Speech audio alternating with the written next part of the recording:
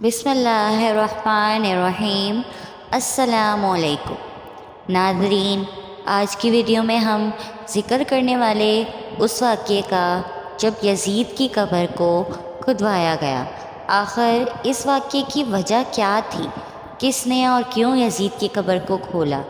یہ واقعہ یزید کی وفات کے کتنے سال بعد پیش آیا؟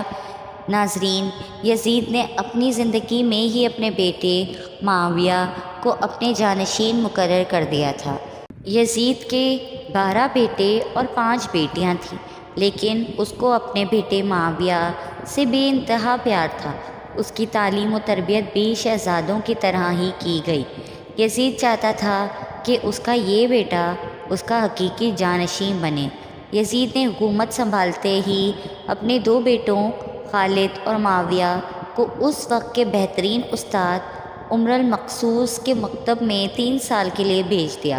شیخ عمر المقصوص بھی جانتے تھے کہ یزید کا جانشین معاویہ ہے، اس لیے انہوں نے اس کی تربیت پر خوب محنت کی۔ 61 ہجری میں جب واقعہ کربلا پیش آیا تو شیخ المقصوص کو بہت تکلیف پہنچی، چونکہ آپ کا دل محب اہل بیت سے تڑپتا تھا۔ اسی لیے آپ نے یزید کے ان دونوں بیٹوں کو عظمت اہل بیت سے خوب روشناس کروایا۔ ایک طرف کربلا واقعہ پیش آیا اور جگہ جگہ یزید کے خلاف بغاوت اٹھنے لگی۔ دوسری طرف معاویہ، جو یزید کا جانشین تھا، اس کی تربیت ایک سچے عاشق رسول کر رہے تھے۔ واقعہ کربلا کے تیسرے سال 683 عیسوی میں یزید عبرتناک موت سے دوچار ہوا تو معاویہ ابن یزید 20 سال کی عمر میں تخت نشین ہوا۔ جیسے ہی معاویہ ابن یزید تخت نشین ہوا تو استاد محترم کی محنت رنگ لانے لگی۔ اس نے آتے ساتھ ہی واقعہ کربلا کی تحقیقات کی اور محض 40ویں دن لوگوں کو اپنی بیعت سے آزاد کر دیا۔ بعض روایات میں معاویہ ابن یزید نے 3 ماہ تک حکومت کی۔ 20 سال کی عمر جوانی کا ایسا دور ہے کہ جب انسانی خواہشات کی منہ زوری عروج پہ ہوتی ہے۔ یزید کا جانشین ہونا اور پوری اسلامی مملکت پر حکمرانی کرنا اپنی تمام جائز و ناجائز خواہشات کو پورا کرنے کے لیے بہترین موقع تھا، لیکن معاویہ بن یزید نے تخت پر بیٹھتے ہی واقعہ کربلا کی تحقیقات کی اور حالات کا بہتر باریک بینی سے جائزہ لیا۔ جب اس نے دیکھا کہ میرے باپ نے اسلام اور مسلمانوں کو کس قدر عظیم نقصان پہنچایا ہے، تو اس نے محسوس کیا کہ وہ ایک دوراہے پہ کھڑا ہے کہ حکومت کی بھاگ دوڑ تھامے رہے اور ظلم و ستم اور عیش و عشرت کا بازار گرم رکھے، یا تخت و تاج کو چھوڑ دے اور اپنے آپ کو ان ہولناک گناہوں اور ان کے دردناک عذاب سے دور رکھے۔ بالآخر اس نے فیصلہ کر ہی لیا۔ اس کا فیصلہ ان سچی تعلیمات اور اس ایمان کے تفعیل ہی ممکن ہوا جو اس کے رگ و روپے میں شامل ہو چکا تھا۔ اس نے ایک عزم سراخ کے ساتھ حکومت کے عہدے داروں اور عوام کی مسجد میں جمع کیا اور پھر خود منبر پر جا کر بیٹھا۔ اس نے اپنی تقریر میں سب سے پہلے خدا کی حمد اور اس کے بعد رسول صلی اللہ علیہ وسلم پر درود بھیجا، اور پھر وہ یوں کہنے لگا: میرے باپ یزید کو جب حکومت ملی تو وہ اپنے اعمال اور برکتداری کی وجہ سے ہرگز اس کا اہل نہیں تھا، لیکن وہ بھی اس پر قابض رہا اور اس کا نفس اس سے بدترین کاموں کی ترغیب دیتا رہا۔ وہ اپنے برے کاموں پر بھی فخر کرتا تھا اور اس نے خدا کی بتائی ہوئی حدود سے تجاوز کیا۔ رسول اللہ صلی اللہ علیہ وسلم کی اولاد پر اس نے بدترین مظالم ڈھائے، لیکن اس کی حکومت کی مدت بہت ہی تھوڑی تھی اور بہت جلد اس کی شرمناک زندگی کا خاتمہ ہو گیا، اور آج وہ اپنے اعمال کے حساب کتاب میں الجھا ہوا ہوگا۔ جب معاویہ بن یزید کی بات یہاں تک پہنچی تو اس کا گلا رک گیا۔ کافی دیر تک وہ بلند آواز میں روتا رہا اور اس کے بعد وہ دوبارہ لوگوں سے ہم کلام ہوا اور اس نے کہا: اے لوگوں، میں تمہارے گناہوں کا بوجھ اپنے کندھوں پر نہیں اٹھا سکتا اور نہ تمہاری دوستی کا طوق اپنے گلے میں ڈالوں گا۔ میری خواہش تو یہ ہے کہ حکومت شہزادہ حسین امام زین العابدین کے حوالے کر دی جائے، یا اب تم خود جو بہتر سمجھو وہ کرو، یا وہ حکومت کرے جس کا تم انتخاب کرو۔ میں اپنی بیعت سے تم لوگوں پر ہاتھ اٹھاتا ہوں اور اس خلافت کو ٹھکراتا ہوں۔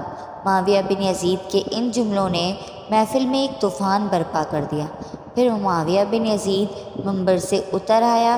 اس کی ماں اور دیگر عزیز و اقرب آئے تو دیکھا کہ روئے جا رہا ہے، تو اس کی ماں نے کہا، کاش تم حیض کا چیتھڑا ہی ہوتے اور میں تمہاری خبر نہ سنتی۔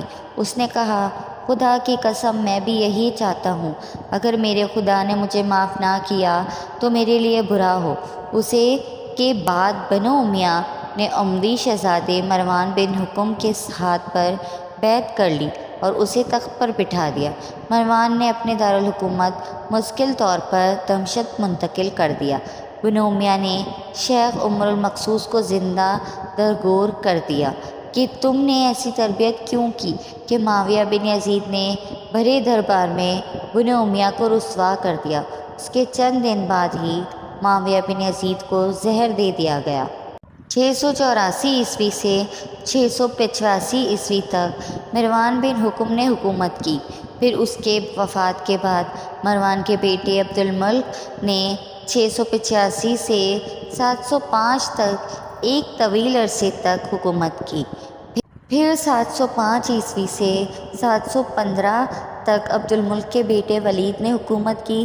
اسی کے دور میں سندھ، اندلس اور دیگر بہت سی ریاستیں فتح ہوئی۔ اسی کے دور میں شہزاد حضرت امام زین العابدین کو زہر دیا گیا۔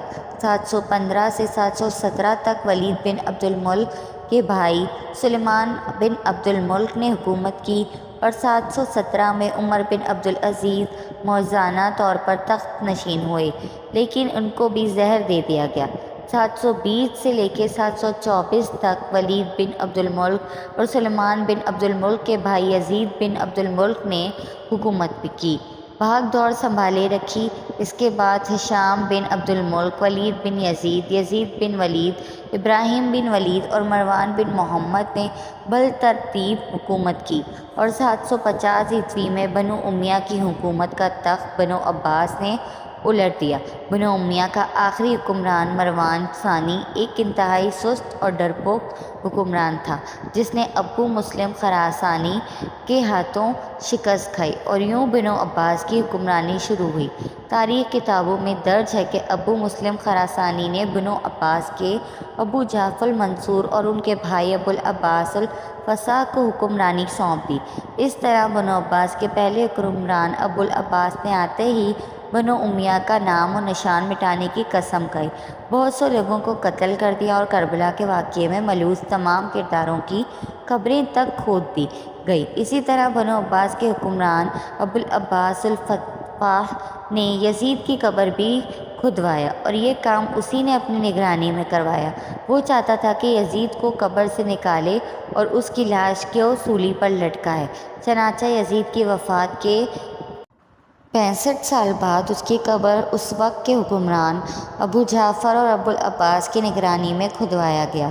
لیکن جب قبر کو کھولا گیا تو سب یہ دیکھ کر حیران رہ گئے کہ اس میں لکڑیوں کی راکھ، بدصورت کتے اور ایک عصا کے سوا کچھ نہ تھا۔